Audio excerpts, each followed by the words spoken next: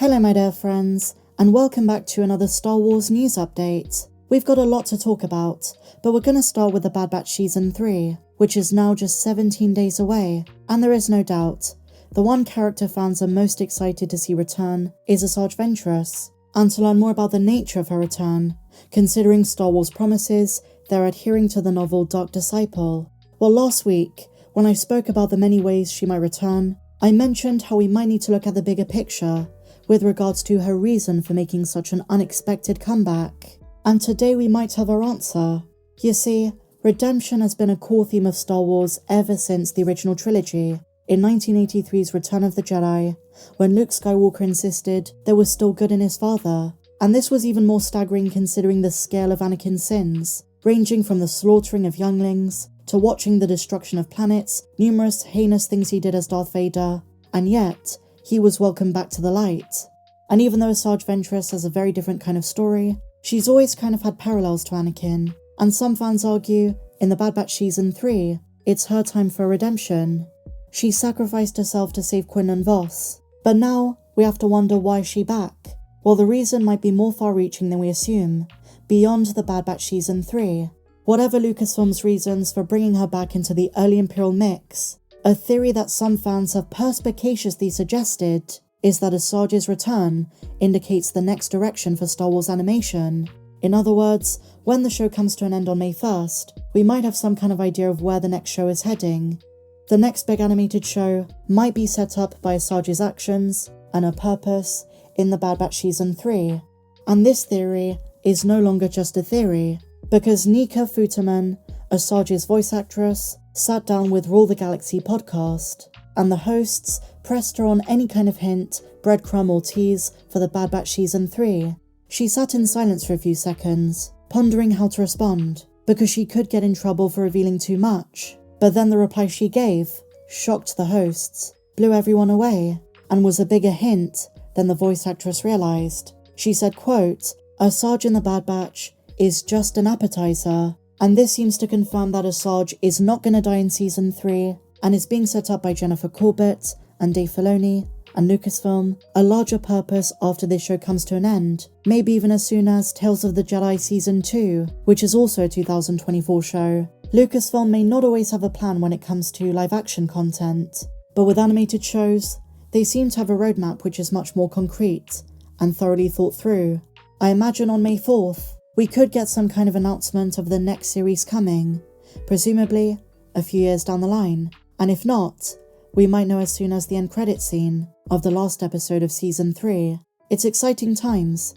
Clone Wars fans should be very pleased with this. That is a massive tease, and I'm so happy she provided this tidbit.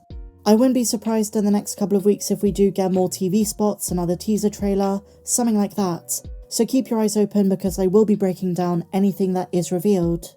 But moving on to our next subject, my dear friends, this weekend was Orlando MegaCon. Many stars from the galaxy far, far away were there. There was Ewan McGregor, Hayden Christensen, and Anthony Daniels, C-3PO. And here's the one who revealed something pretty massive that is making the rounds. Lots of outlets are reporting on this. Disney's doomed Star Wars hotel, the Starcruiser, almost had a massive reboot before it was closed. And this was revealed by Anthony Daniels himself, everyone's favourite protocol droid, who of course recently appeared in Star Wars Ahsoka. So imagine if this hotel had succeeded. They didn't just focus on the sequel trilogy, but also the original trilogy, the prequels, and in a world where it didn't cost an arm and a leg. Before it closed, the two-night experience meant guests could participate between the events of The Last Jedi and The Rise of Skywalker. Everything that happened on the voyage was canon. But before they did close, there was almost something of a revamp. Here's what Anthony Daniels said. "Curiously, I was going to be at that hotel. I had shot a scene using motion capture. It was brilliant. But then of course, they closed the hotel." Anthony didn't elaborate on anything he shot, but what he does reveal is a mystery we've wondered about since January of 2021. There was a photo going round of Anthony Daniels filming something in a mocap outfit. At the time, fans wondered, was this for the mysterious Star Wars A Droid story, or was it for an upcoming film? Well now, my dear friends, it was for neither. It was for the Starcruiser Hotel.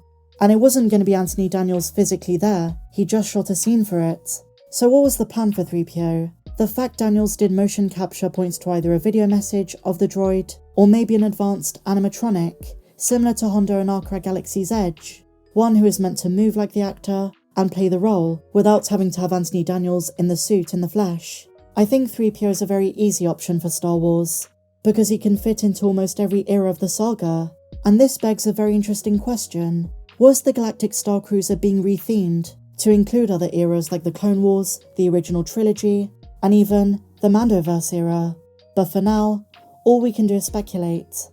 The Walt Disney Company revealed it would be taking a big hit and would be using the Galactic Starcruiser as a $300 million tax write-off, indicating the company does not intend to use the space anytime soon. But whatever people's thoughts were about the actual experience, we can't deny the high price, and the fact they didn't focus on the right things in the context of the in-universe aspects. So much wasted potential. And so finally, my dear friends, on to the Ahsoka show. Star Wars just teased Baylan Skoll's potential return without Ray Stevenson. I've been saying this for a while.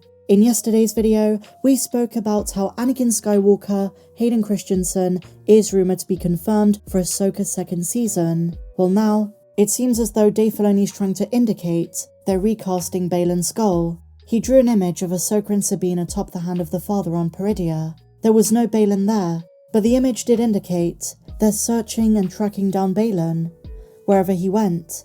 And this indicates directly that Baylan and his quest, in a very direct way, is influencing the events of Season 2. They're not shying away from it. And now, Dave Filoni said this: "It's an exciting image, and it does give you the shape of what Baylan is after.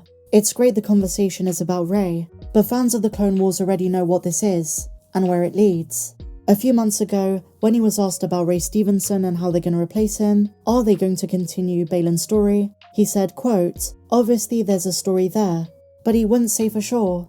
But considering the fact Ahsoka Season 2 is not only confirmed, but something StarWars.com said is in the earlier stages of development, I can't see how they're going to avoid the subject of Baylan.